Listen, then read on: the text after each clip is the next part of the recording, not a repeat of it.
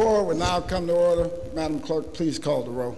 Alderman True, Alderwoman Flowers, Alderman Bosley, Alderman Moore, Alderwoman Hubbard, Alderwoman Triplett, Alderwoman Young, Alderman Conway, Alderman Ortman, Alderman Vollmer, Alderman Villa, Alderman Arnowitz, Alderman Wessels, Alderwoman Howard, Alderwoman Florida, Alderwoman Behringer, Alderman Rhodey, Alderman Kennedy, Alderwoman Davis, Alderman Schmid, Alderman French, Alderman Boyd, Alderman Vaccaro, Alderman Ogilvie, Alderman Cone, Alderman Williamson, Alderman Carter, Alderwoman Cruzen, President Reed. Here. Alderman Troop, Alderman Moore, Alderwoman Triplett, Alderman Conway, Alderman Wessels, Alderwoman Howard, Alderman Rhodey, Alderwoman Davis, Alderman Williamson, Alderwoman Cruzen, 21 present. Quorum being present, I'll ask everyone in the chambers and the galleries to please rise for prayer.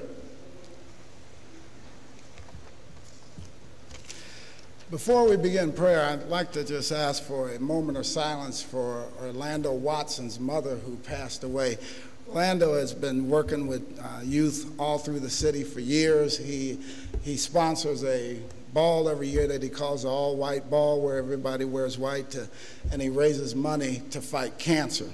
He's a cancer survivor himself, and his mother has been struggling and fighting in a good fight against cancer for quite some time. And this morning, you saw me run in here, is her funeral right now. At the same time, we're having this board. But I did get an opportunity to attend the wake. So if you have an opportunity, reach out to him. But a moment of silence for Orlando Watson's mother.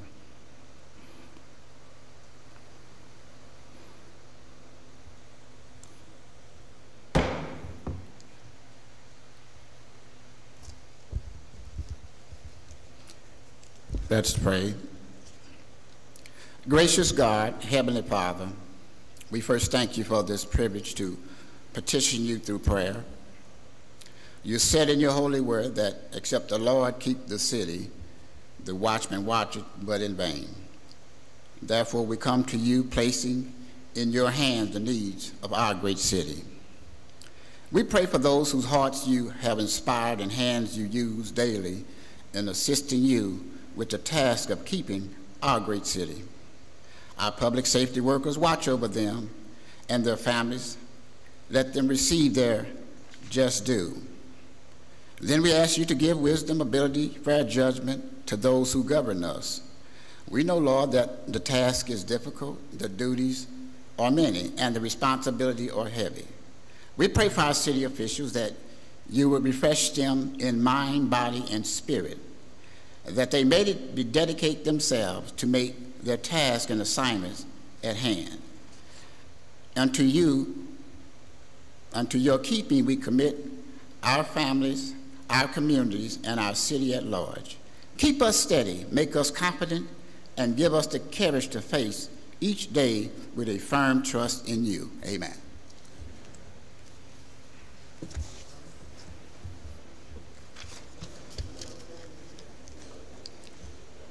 Introduction of honored guests. Any introduction of honored guests? Alderman from the 9th. President, members of the board, I'd like to have for my honored guest today, Ronnie Auer, Farmer State Rep and Committee Man of the 9th Ward. Alderman from the 23rd.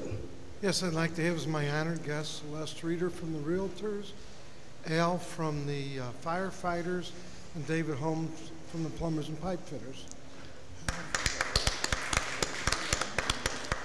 Any further introductions? Any further? Alderman from the 22nd.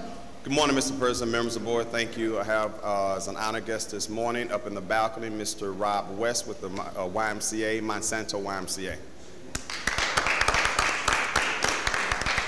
Alderman from 12th.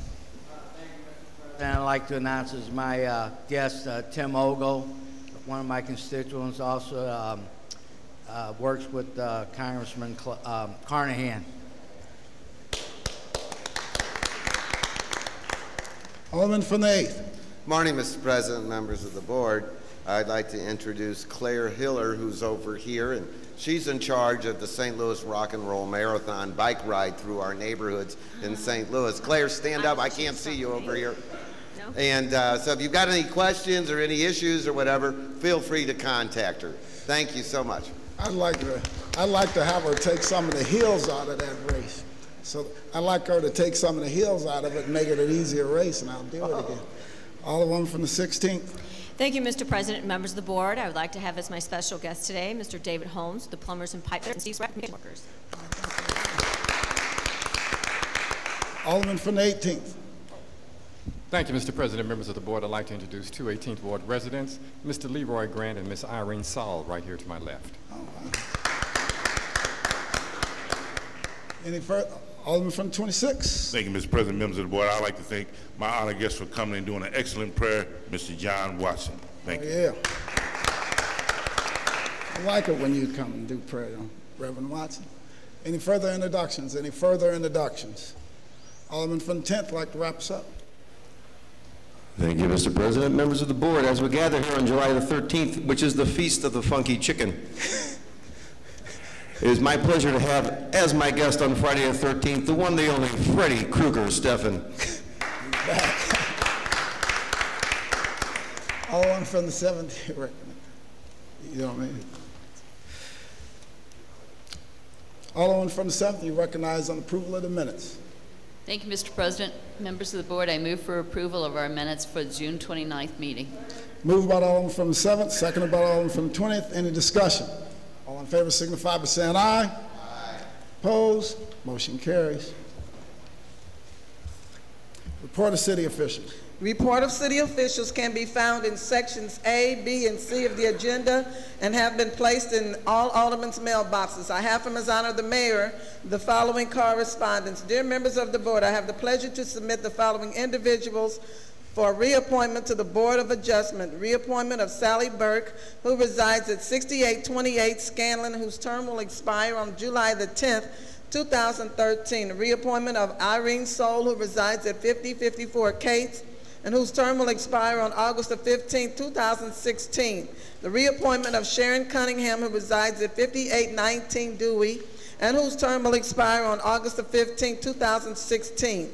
I respectfully request your approval of these appointments. Sincerely, Francis G. Slay, Mayor, City of St. Louis. Alderman from the 28th, you recognize on the mayor's appointments to the reappointment to the Board of Adjustments.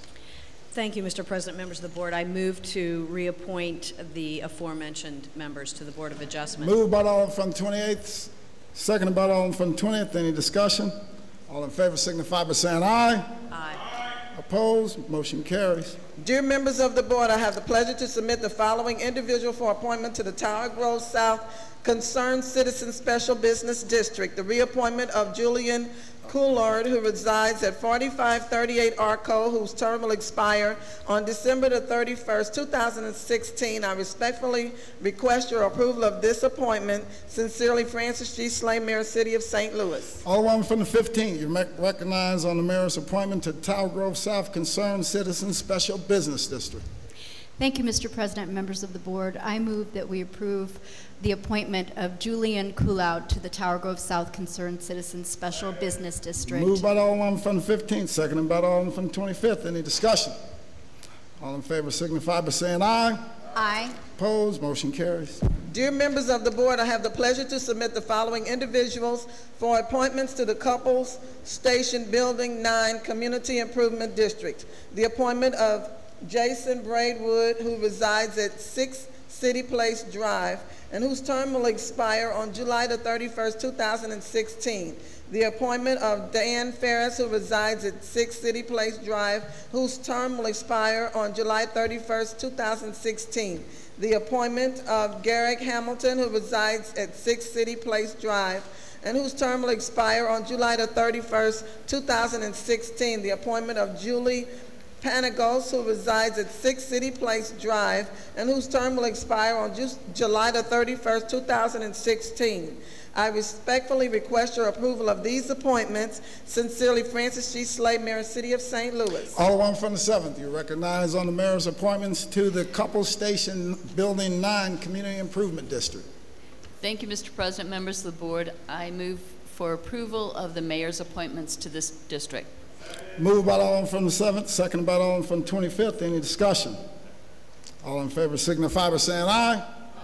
Opposed, motion carries. Dear members of the board, I have the pleasure to submit the following individual for appointment to the Waterman Lake Special Business District. The appointment of Richard Weiss, who resides at 320 Union, and whose term will expire on December the 31st, 2013, replacing Ms. Alice Sabina. I respectfully request your approval of this appointment. Sincerely, Francis G. Slay, Mayor, City of St. Louis. Alderman from the 28th, you recognize on the mayor's appointments to the Waterman Lake Special Business District. Thank you, Mr. President, members of the board. I move to approve the mayor's appointment of Richard Weiss to the Waterman Lake Special Business Moved District. by Alderman from the 28th. I entertain a second on that motion. Seconded by Alderman from the 10th. Any discussion? All in favor signify by saying aye. Opposed, motion carries. That's the extent of report of city officials. Dispense with line items 7 through 8. Would anyone like to take any bills off of any of our informal calendars? Alderman from the 20th, you recognize. Mr. President, members of the board, I would request that we take Board Bill 12, floor substitute, off the informal calendar for Please consideration. proceed, Alderman. I move for perfection, or third reading and final passage of Board Bill 12, floor substitute. It's been moved by Alderman from the 20th, seconded by Alderman from the 9th. Alderman from the 20th, please proceed. Caminante no hay camino, se hace camino al andar. Traveler, there is no path. The path is made by walking. And that is what we have been doing in terms of performing leadership to provide a path for our firefighters, for the city of St. Louis, our employees, and our taxpayers. We all have heard about the math problems that we have. I won't go into depth about that. I do want to briefly talk about what Board Bill 12 floor substitute does. It makes no changes in benefits for current retirees, widows, or orphans. It makes small changes for firefighters nearing retirement.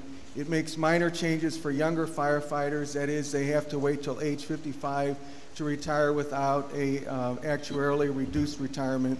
9% contributions made after the effective date that it goes into effect, and that money would stay into the system.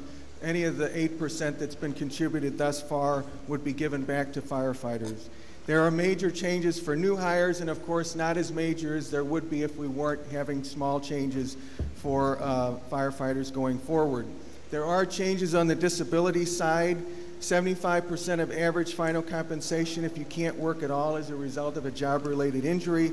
25% of average final compensation plus 2.75% in excess of 10 years, up to 25 years if you can't work as a firefighter, but you can do work otherwise. Examinations to see if you're still disabled once a year for firefighters for the first 5 years, and once every 3 years after that. Submission of a copy of the federal tax return. Tuition reimbursement, not at the 100% level, but at what they are entitled to under the pension. Along with having no additional presumptions under the cancer and infectious diseases, an increase of the death benefits for widowers and dependents, and that you can't earn more than 100%, and an offset for workers' comp. Individuals have said that we have been going down this path for many years. That's true. We understand that we can't continue to go down this path, that we have a mathematical problem. Folks have said that somebody needs to deal with this. we are now the individuals with the leadership role and the responsibility in this legislature to make those changes, and I urge that we finally pass Board Bill 12 for a substitute. Thank you. All right, any further discussion? Any further discussion? Alderman from the 21st, you recognize. Yeah, thank you, Mr. President. I think it's important, as we're here on this final day to discuss this matter, to just point out a few things. And these are things that I think get missed when this issue gets reported on television and in the newspapers. Those of us down here who oppose this bill, we don't stand in opposition to reform of the pension system. Some order. I think most people, if not everyone down here, acknowledges that the city's pension system needs reform. What this fight is right now, what this question that we are considering is about right now, is how we do that. Eventually, it looks like the courts are going to decide whether we can do it this way or not. But my personal feeling, and a feeling of many down here, is that this is not how this kind of change comes about. In fact, we may find when we come back after break and into next session that we've wasted a lot of our own time and a lot of taxpayer money doing it this way. There's a clear way outlined in both state statute and in the city charter how we make reforms to the city pensions, to the firemen's pensions and to the police pensions. This is not how we do it. It basically comes down to one simple principle. Does a city ordinance trump state statute? In every case, it has been ruled it cannot. This entity, FRS, is created under state law. If it was as easy as just passing an ordinance to change a firefighter benefit, we would have done that several times over the last 20 years. What has to be done is it has to be a compromise between both the city and the state legislatures. We have worked out something like that in this past legislative session. Unfortunately, the mayor's office sent his people up to Jefferson City to testify against that bill that would have saved taxpayers millions of dollars. So instead, we're going about it this way. We're trying to force through an ordinance changes, huge changes to the way the pension system is ran. And we've already lost the first hurdle in court when the judge last week issued a preliminary injunction against the companion bill. And I am pretty sure that this bill will find its way to that same judge's courtroom and get a similar result. Again, no one here is opposing pension reform, but it's important that we think about how we're using taxpayer time and taxpayer money. We have tried this kind of unilateral approach before. We have lost, and the taxpayers had to pay the bill to tens of millions and hundreds of millions of dollars. We've already at least $500,000 in the hole right now, seeing as taxpayers pay both sides of this legal fight. I would really encourage my colleagues in room 200 to try to get real pension reform through the prescribed method as outlined in both the city charter and state statute. All right, thank you. Any further discussion? Any further discussion? Alderman from the 8th. Morning, Mr. President, members of the board. I heard the alderman from the 21st. I wasn't sure what law school he went to, but the judge last week didn't enjoin the whole lawsuit. What he enjoined was the provision that was in there that said that they would have to pay their own attorney's fees and not out of the pension costs. So, you know, it's a continuous red herring from him of why this is wrong, this is wrong. The issue is, I agree with this bill and where we're going with it. We pass it, and we let the judge decide if it's legal or illegal. You know, if that's what his hang-up is, the faster we get that there, Alderman, the faster we'll have a decision.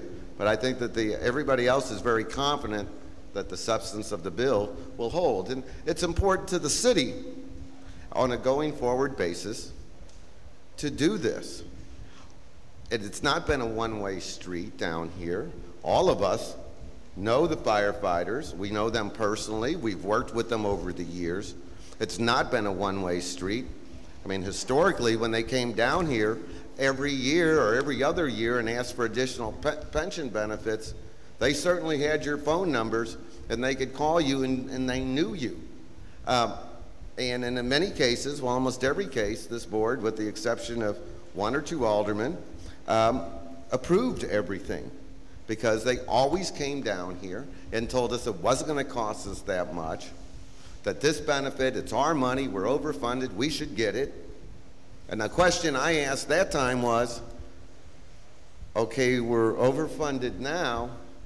If we're ever underfunded in the future, will you take a cut? And I thought they were all going to jump out of the gallery and kill me.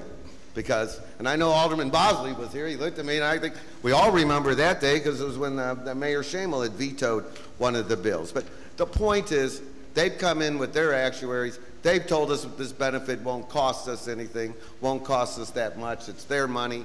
And the Board of Aldermen, the prior boards of Aldermen, had gone along with it. Well, now we ended up in a situation where it's unsustainable. Firefighters are very powerful in Jefferson City, and the statewide, local of the firefighters controls and has more input than the mayor or the city of St. Louis or the Board of Aldermen in Jeff City over things that impact us here in the city of St. Louis. So they have no reason, because they have the votes in Jeff City, they have the clout in Jeff City, they have no reason to negotiate with us in good faith. That's been going on for years and years. I personally met with them a couple of years ago. I don't have a dog in this fight. I'm not long for this world on all of these issues. Told them what the future looks like from my perspective, from years of looking at these pension cost growth. I told them they need to get it under control. Their answer, the same answer when they were underfunded 5 or 6 years ago, and they sued us because they wanted to get 100% funded again. They sued us. Their answer to us is sell Forest Park. That's their solution. They come in here and they talk about public safety. And 2 years ago, I know the alderman from the first ward who's not here, he made a motion in Ways and Means to cut $2 or $3 million. I think he wanted to cut $5 million out of the firefighters, fire department's budget.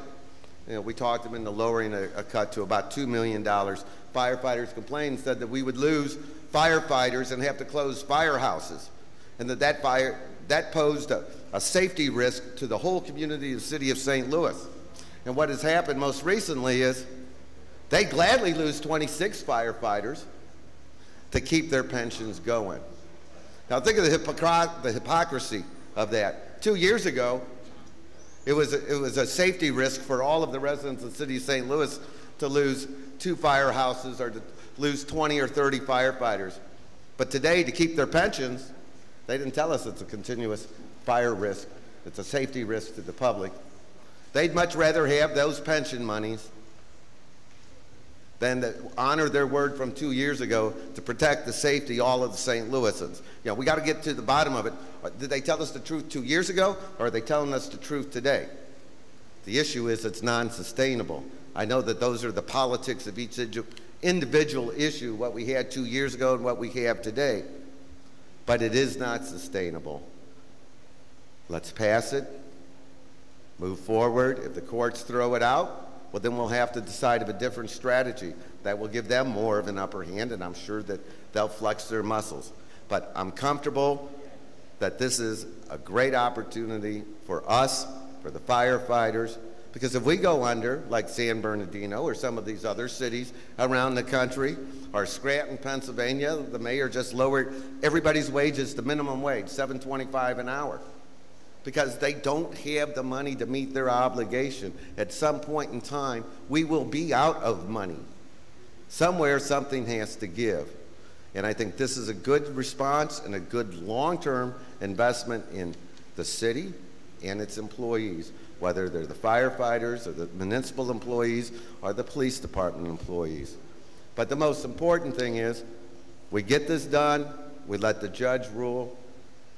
If he rules against us, you know, the future looks fairly bleak, and that we'll have to continue to cut the services that our residents are used to, because it's going to be impossible on a going forward basis to continue to raise taxes in this climate.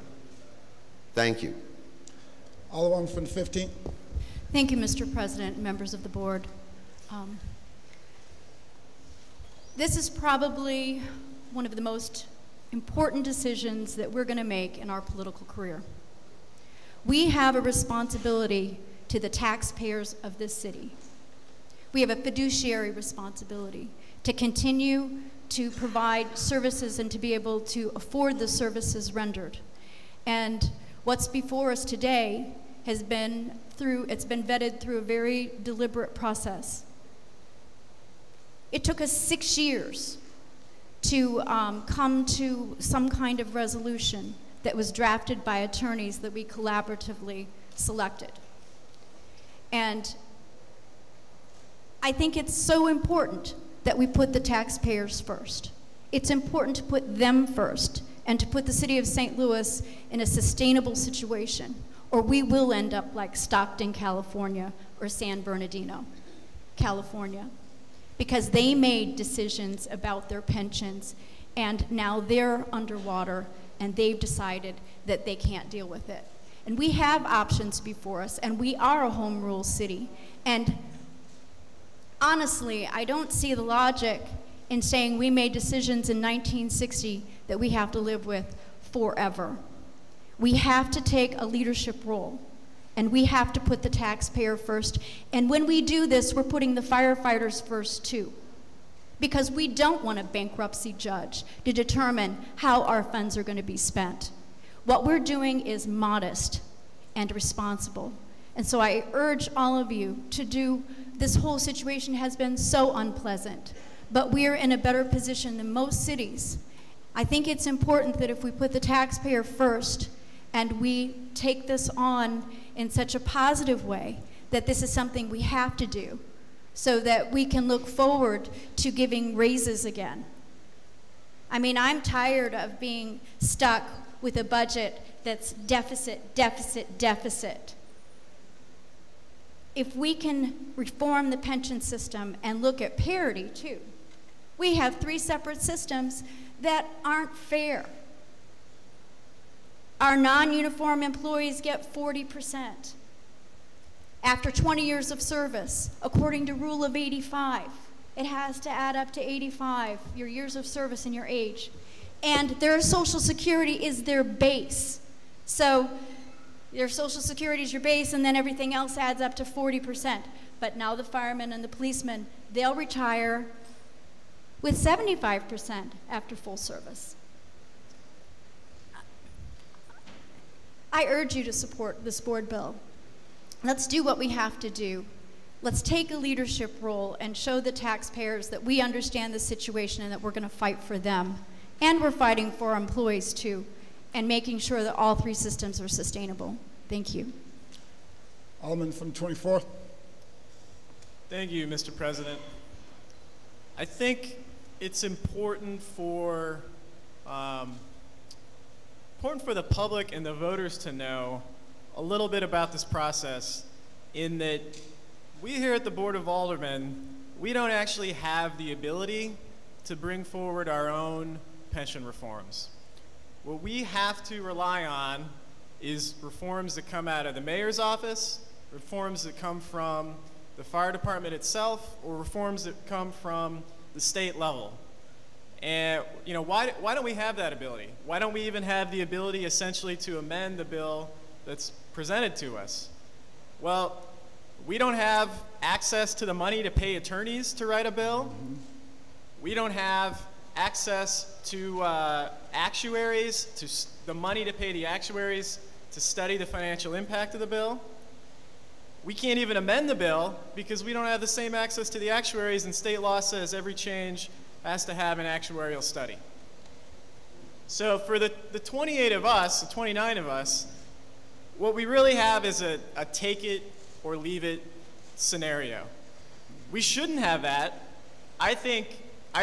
Personally, I think it's an absolute disgrace that the state of Missouri, the legislature, didn't at least give us a choice. Didn't give us a mayor's office bill and a real reform bill that they would have passed last session. I think it's disgraceful. I think if they, when I'm in Jeff City and they say, well, the changes have to come from us, well, when we say we're in a fiscal crisis, well, by God, they better deliver some reform to us and give us a chance to decide on it. And I hope, I hope we remember that failure on their part in the future. But my comments are really just about, for the public might say, here's some detail in this bill that we don't like. Here's some detail we think isn't fair. We want reform, but we think this particular part isn't fair to this group of people, this group of firefighters. And our response is, look, it's take it or leave it. We can't change it. We either vote it forward or we don't vote it forward, and what we'll have next year is probably the same bill to vote on. So I know there's probably a couple of my colleagues here who are going to vote on this reluctantly because we're just going to be revisiting the same bill over and over again until it passes. But let's not kid ourselves that once it passes, it's over. I think we probably need to brace ourselves for the possibility that this comes right back at us in a couple years, and we're going to go through this process again. Now, maybe we'll get lucky, things will work out, we'll reform the system, courts will say that's allowable, and we'll be in much better fiscal shape. But there's real uncertainty there. And I think as we go forward the next couple of years, as we're doing the budget the next couple of years, we need to constantly keep in mind that there's this big question mark over whether this reform will actually go into effect. That question mark's going to be hanging over our heads. So those are my comments. I hope the average taxpayer, after this 7, 8, 9 months of debating on this, has some appreciation for the position we're in versus the people who are actually creating these bills. That's all. Thanks. All right, thank you. Any further? Alderman from the 19th. Thank you, Mr. President and members of the board. I had an opportunity to talk about this issue because I don't hide my position on anything. So I was at my Gate District East meeting this past Wednesday, and I have a lot of firemen that live in that area. I have a retired fireman that's on the board there. And I've talked about this all along to them. And you know what? They want to make sure that their money is there in the future. They want to make sure that this is settled. Because you know what? We've been like a bunch of kids running around, didn't know what to do, never learned how to read above 5th grade. It is embarrassing what we have done to the firefighters, to the retirees, to have people in limbo like this, to not be able to sit down and negotiate and use some of the best practices that are being used out here to come to resolution. Because you see, you don't have to do 100% recovery on any fund. There's no law that requires that. That's simply something that was approved on the state level years ago when you had extra money to float around. Well, that should have been addressed 10 years ago, because most pension funds did address it 10 years ago. There's so many things that need to be done. And today, you're actually in a safer, better position to vote this bill out because we are already in court, so that's not going to change. And we need to stay in court because we haven't been grown up enough to solve this on our own. And we need an absolute decision so we know how to move forward. There's no gray lines anymore. There's no, I'm going to be the negotiator today for you. No, I'm going to be the negotiator today. No. It has not been a fair process to the employees or the retirees. You need to vote this bill out, because here's the other thing that a lot of times we don't think of. You need to be prepared for your next step. You can't always sit and hide in the corner and go, oh, I don't know. I'm scared. I better not do that because that might. Be prepared for the next step. So if you lose in court, you lose in court. But you need to be prepared in case you win in court, so you can move forward. But you cannot continue to hold these employees and retirees in hostage position, not knowing their destiny and being concerned. Because right now, the actuary report shows that the retirees' pension fund can take care of its immediate needs for the next 25 to 30 years. We know that much. But we know we don't have the money to put in it at the level that is required now for the next 25 or 30 years, and we need to take care of that. We have people working for us every day. I watched that blaze on the news yesterday, and I looked at those guys out there and all that heat around them. There's no way I do that. I'm sorry. You can't pay me enough money. We don't pay them enough money, but we need them, and we got brave guys who want to do it. But we need to get our house in order, folks. We need to get our house in order.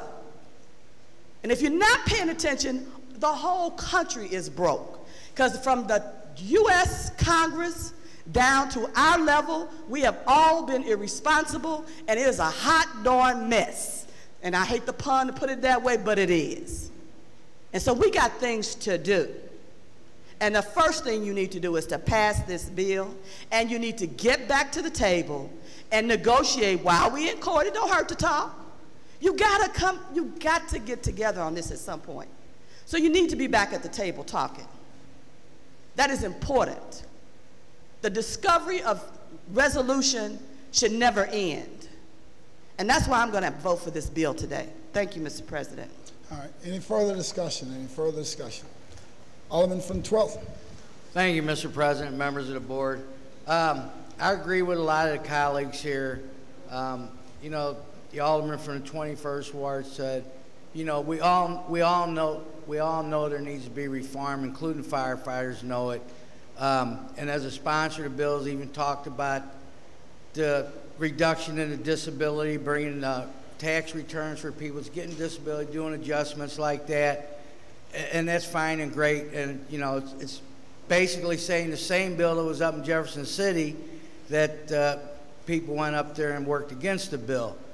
So, you know, just my personal opinion, I'm not going to stand here all day, but I just think, you're welcome, that we should all work together on that bill up there. Everybody has their own opinion, and it all goes back, should have been done 10 years ago. Well, why wasn't it? That's my question.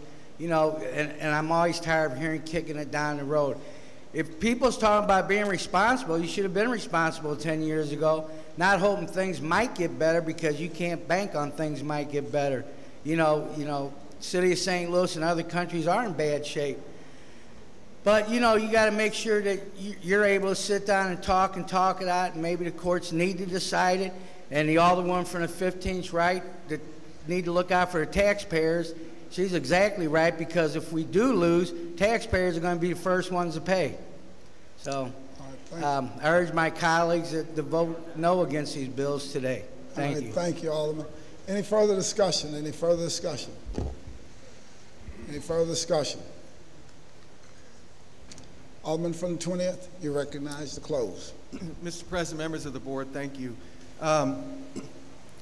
I did not cover this, although we did cover this in committee, and we talked about this earlier in the last bill, and that is back in 1960 when Ordinance 49623 was passed, we did not have the ability to do our own pension plan. Since then, charter cities, which the city of St. Louis is one, we do have that ability.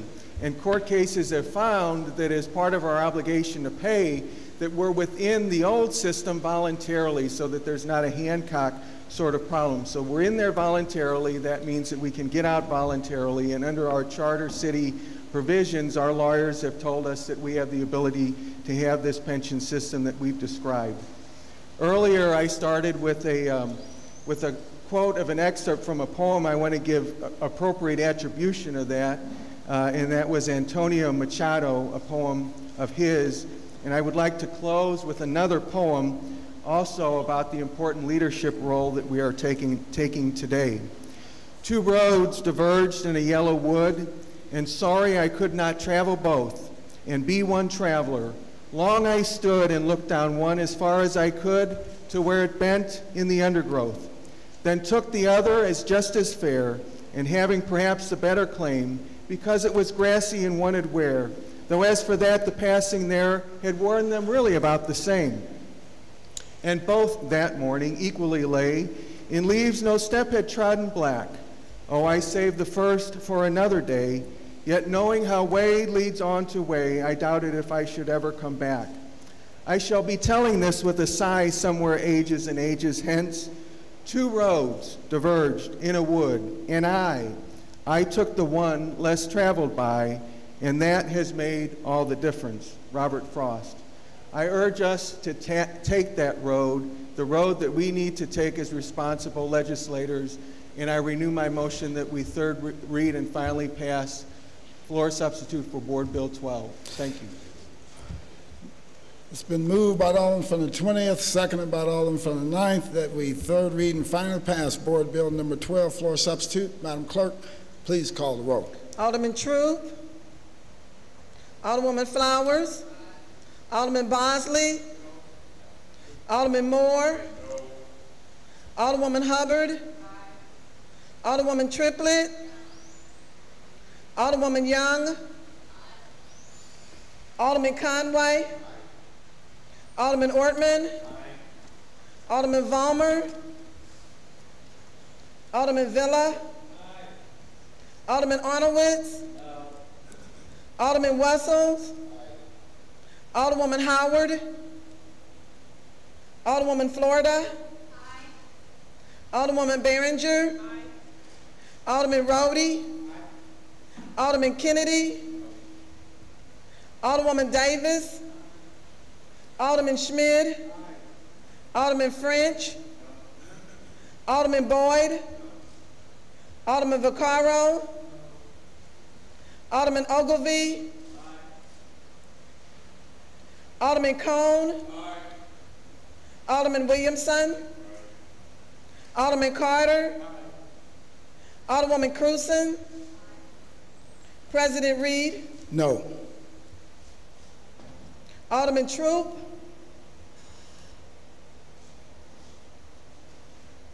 Alderman Vollmer,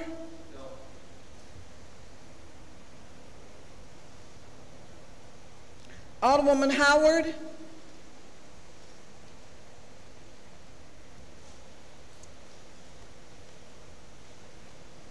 "17 aye votes, 10 no votes. By your vote, you sustain the motion of the Alderman from the 20th and third read and finally passed the aforementioned bill. We dispense with line item number 10, first reading of board bills. Board Bill 124, sponsored by Alderman Ortman, an ordinance approving a blighting study and a redevelopment plan for 2416 McNair containing a severability clause. Board Bill 125, sponsored by Alderman Ortman, an ordinance approving a blighting study and a redevelopment plan for 3224 through 26 Michigan containing a severability clause. Board Bill 126, sponsored by Alderman Conway, an ordinance approving a blighting study and a redevelopment plan for 3927 through 3929 Shenandoah containing a severability clause. Board Bill 127, sponsored by Alderman Conway, an ordinance approving a blighting study and a redevelopment plan for 3661 Shenandoah containing a severability clause. Board Bill 128, sponsored by Alderman Conway, an ordinance approving a blighting study and a redevelopment plan for 4052 Botanical containing a severability clause. Board Bill 129, sponsored by Alderwoman Triplett, an ordinance approving a redevelopment plan for 3301 Pestalozzi containing a severability clause. Board Bill 130, sponsored by Alderman Rhodey, an ordinance approving a blighting study and a redevelopment plan for 3953 through 65 Laclede containing a severability clause. Board Bill 131, sponsored by Alderman Rhodey, an ordinance approving a blighting study and a redevelopment plan for 4401 through 55 Shoto containing a severability clause. Board Bill 132, sponsored by Alderwoman Flowers, an ordinance approving a blighting study and a redevelopment plan for 6901 McKissick containing a severability clause. Board Bill 133, sponsored by Alderwoman Young, an ordinance approving an amended blighting study and a redevelopment plan for 210 North Tucker containing a severability clause. Board Bill 134, sponsored by Alderwoman Young, an ordinance approving a blighting study and a redevelopment plan for 1300 through 04 Old Dolman containing a severability clause. That's the extent of first reading. Reference to committee. To the Neighborhood Development Committee, Board Bills 124, 125, 126, 127, 128, 129, 130, 131, and 134, and to the Housing Committee, Board Bills 132 and 133. That's the extent of reference to committees. We dispense with line items 13 and 14, perfection consent. Board Bill 89, sponsored 89 committee substitute, sponsored by Alderwoman Behringer, an ordinance recommended by the Board of Public Service to conditionally vacate travel in the western east-west alley in City Block 6190, bounded by Chippewa, Donovan, and Lansdowne. Board Bill 90, sponsored by Alderwoman Cruzen, an ordinance recommended by the Board of Public Service to vacate travel on an irregular portion of Clayton, abutting City Block 5429D and 7036 Clayton, between Skinker and Clayton Road. Board Bill 120, sponsored by Alderman Schmid, an ordinance to repeal Ordinance 687-0806 relating to the appointment and rates of compensation of certain employees of the license collector, containing an emergency clause. Board Bill 5, sponsored by Alderman Ortman and Schmid, an ordinance designating a certain real property located within the city as part of Minnie Wood Park. Board Bill 108, sponsored by Aldermen and Alderwomen French, Moore, Hubbard, Arnowitz, Howard, Kennedy, Davis, Schmid, and Williamson, an ordinance relating to city recreation facility in O'Fallon Park, authorizing and directing the execution of a cooperation agreement between the city and the YMCA, and authorizing an appropriation of $126,000 from Special Parks Fund 1122 to help offset one-time startup costs and other costs associated with such cooperation agreement. That's the extent of perfection consent. Alderman from 21st, you recognize. We move Board Bill 108 to the informal calendar, please. Madam Clerk, please make note of that change. Place Board Bill number 108 to the informal calendar. So noted. Alderman from the 13th, you recognize on the motion for the perfection consent calendar. Thank you, Mr. President. I move for perfection of the aforementioned bills on the consent calendar. Moved by the Alderman from 13th. I'll entertain a second on that motion. Seconded by Alderman from 25th. Any discussion? All in favor signify by saying aye. Opposed? Motion carries. Dispense with line item 16, third reading consent. Alderman from 22nd, for what purpose do you rise? Mr. President, members of the board, I move to suspend the rules for the purpose of placing the following board bills on the third reading consent calendar: Board Bill 89, committee substitute; Board Bill 90; Board Bill 120. It's been moved by the Alderman from the 22nd, seconded by the Alderman from the 20th. Any discussion? All in favor? Madam Clerk, please call the roll. Alderman Troop, Alderwoman Flowers, Alderman Bosley, Alderman Moore, Alderwoman Hubbard, Alderwoman Triplett, Alderwoman Young, Alderman Conway, Alderman Ortman, Alderman Vollmer, Alderman Villa, Alderman Arnowitz, Alderman Wessels, Alderwoman Howard, Alderwoman Florida, Alderwoman Behringer, Alderman Rhodey, Alderman Kennedy, Alderwoman Davis, Alderman Schmid, Alderman French, Alderman Boyd, Alderman Vaccaro, Alderman Ogilvie, Alderman Cone, Alderman Williamson, Alderman Carter, Alderwoman Cruzen, President Reed. Aye. Alderman Troop, Alderwoman Howard, Alderman French,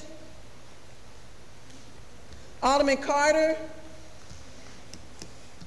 25 aye votes. By your vote, you sustain the motion. Alderman from the 22nd. Madam Clerk, please place the aforementioned bills on the third reading consent calendar. So noted. Third reading consent.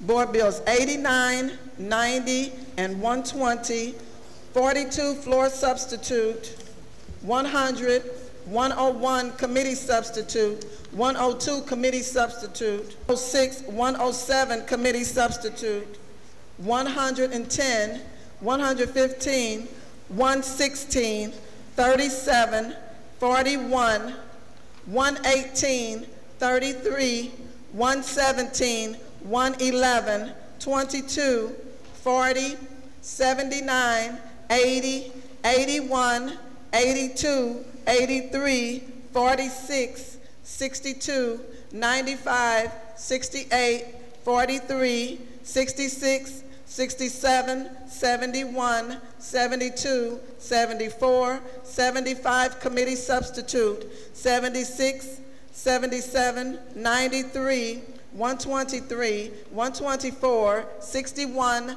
84, 85, 26, 27, 28, 59, 60, 63, 64, 65, 69, and 70. Madam Clerk, please make note, I think you said Board Bill 89, it's 89 committee substitute. 89 committee substitute. Okay. Alderman from the 13th, you recognize on third reading consent motion. Thank you, Mr. President. I move for third reading and final passage of the aforementioned bills on the consent calendar and request previous roll. Moved by the Alderman from the 13th, seconded by the Alderman from the 27th. It's been a request for previous roll. And no objection. Motion carries. Report of enrollment.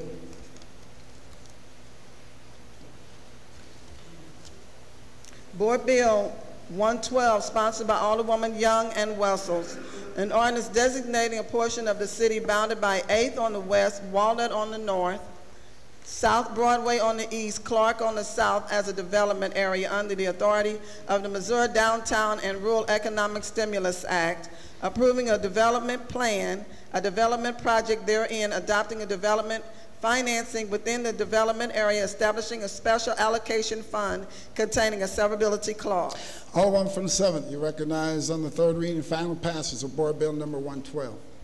Thank you, Mr. President. Members of the board, I move for final passage of Board Bill 112. Moved by the Alderman from the 7th, seconded by the Alderman from the 20th. Alderman, please proceed. Thank you, Mr. President. This is the Ballpark Village development that we debated last week. It is establishing a development plan and establishing a financing mechanism. And as I said last week, we need to do this in order to have the state participate with us in the funding of this program. And they will do so by the MODESA. If we don't pass it, then the MODESA window closes and we cannot ask the state for support any longer. So with that, I renew my motion.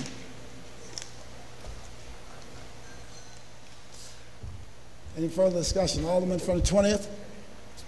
24th. Go ahead. Thank you, Mr. President. I'll preface my comments just by saying these comments are really not directed at the sponsor of the bill. It's just when we see a very large tax increment financing bill before us, I think it's incumbent upon us to look at the big picture. This bill is certainly a much better deal for St. Louis than many municipalities get when they pass these bills. This is a heck of a lot better than a 43% subsidy for a Menards in Richmond Heights. Believe me, I get that. But the big picture, we have a completely comprehensive report study from East West Gateway looking at tax increment financing over the last 20 years. I'm just going to call out a couple numbers from the report and sit down. We're talking about St. Louis City, St. Louis County, the region here. The last 20 years, local governments in the metropolitan area have diverted more than $5.8 billion in public tax dollars to subsidize private development. The full amount is estimated to be higher because prior to legislative changes in Missouri in 2009, an estimated 20% of TIF projects were not reported to state agencies. So we're roughly, over 20 years, we're roughly $7 billion in subsidies, in TIF-based subsidies. A lot of that $7 billion has gone towards retail development. It's gone towards retail development. And yet over the last 20 years, we have certainly not seen anything like we haven't seen an explosion in retail tax revenue. I have to look at the numbers, but I think our retail tax revenue has actually declined The alderman from the 20th says perhaps not. Everyone will have to agree, though, that the retail tax revenue has been flat and has certainly not tracked a $7 billion public subsidy in the region. So we're gonna, regionally, we got to get a handle on this stuff. There was a big story yesterday about how Amazon is pushing towards same-day delivery on a lot of retail products. That's something that I think that type of shift, that type of change in the way we deliver goods to people, we have not incorporated into the state's development policies. What development subsidies do is they create space. They create retail space. You don't create jobs just because you have space. You only create jobs if there's demand for what those companies are selling.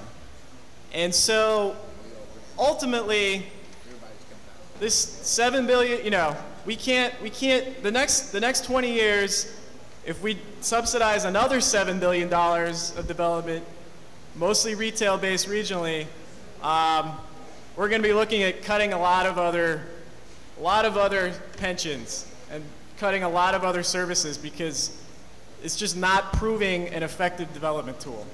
However, I am so glad to see that hole in the ground disappear this fall. Thank you.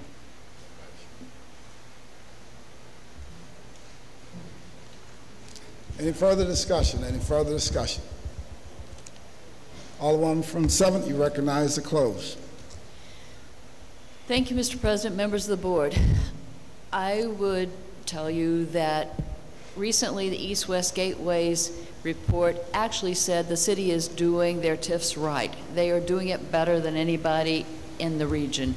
We do have provisions in there to claw back if we're too generous. We are creating jobs with our TIFs.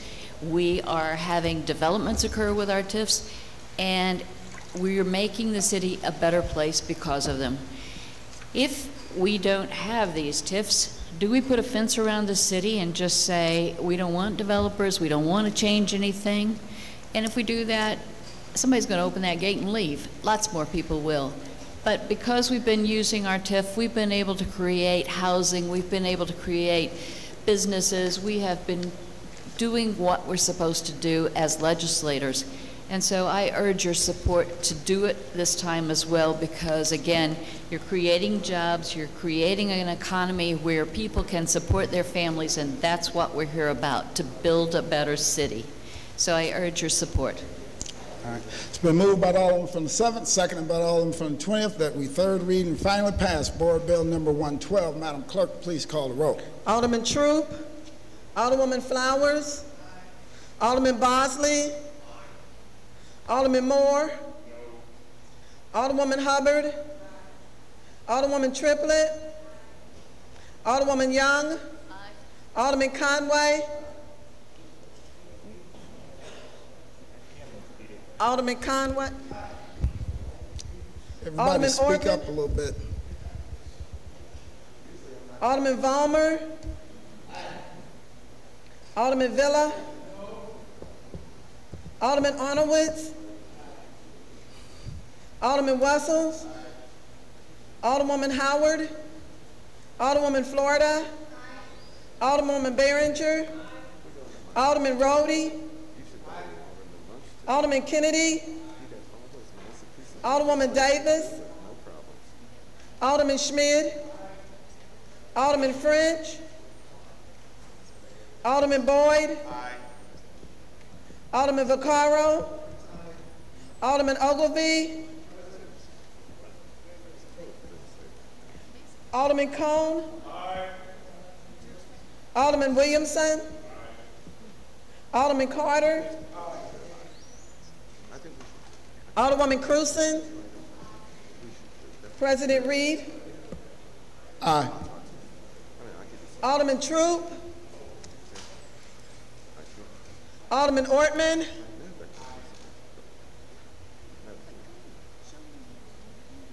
Alderwoman Howard, Alderman French.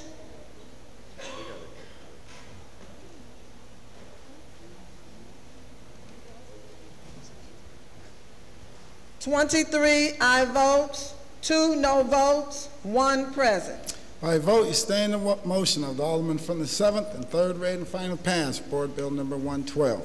Board Bill 113, sponsored by Alderwoman Young and Alderman Wessels, and on is recommended by the Board of Estimate and Apportionment, authorizing the city to assign state and local Modesta revenues, dedicated municipal revenues, contractually pledged city revenues, SID revenues, TDD revenues attributable to the Ballpark Village development area for the purpose of paying the principal and interest of certain bonds to be issued by the Industrial Development Authority. Alderman from the 7th, you recognize on 3rd reading and final passage of Board Bill number 113. Thank you, Mr. President. Members of the board, I ask approval for Board Bill 113. It's moved by the Alderman from the 7th, seconded. I'll give it to you this time by the Alderman from the 25th. I gave it to Greg earlier today. Alderman, please proceed. I renew my motion. It's been moved and seconded. There's been a request for previous roll. Hearing no objection, motion carries. That's the extent of 3rd reading, report of engrossment, and final passage. Report of Enrollment Committee. Board Bills 12, floor substitute, 89, committee substitute, 90, 120, 42, floor substitute, 100, 101, committee substitute, 102, committee substitute, 106, 107, committee substitute, 110, 115, 116, 37, 117, 41, 111, 118, 33, 22, 40, 79, 80, 81, 82, 83, 46, 62, 95, 68, 43, 66, 67, 71, 72, 74, 75, committee substitute, 76, 77, 93, 23, 24, 61, 84, 85, 26, 27, 28, 59, 60, 63, 64, 65, 69, 70, 112, and 113. All other business being suspended, the President shall on open session affix his signature hereto to the end that these may become law.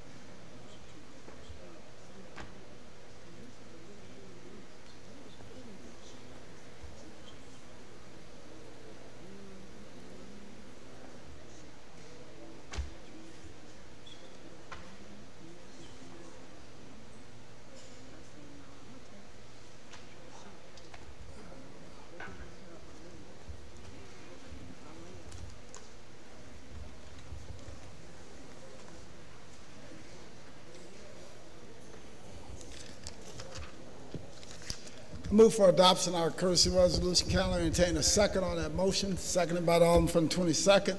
Any discussion? All in favor signify by saying aye. Opposed? Motion carries. We dispense with line items 21 and 22. Miscellaneous unfinished business. We have none. Announcements. No meetings next week. We were on summer break. That's the extent of my announcements. Any further announcements? Any further announcements? Any further? Alderman from the 2nd. Thank you, Mr. President, members of the board. I'd like to announce that August 11th is our bait and taste. We will have a parade begin at 10 a.m. and the festivities will take place in Hickey Park all day, as well as our last Live on the Rocks concert is September the 7th. Thank you. Alderman from the 19th. Thank you, Mr. President, members of the board. I wanted to recognize the girls volleyball team at Clyde C. Miller High School.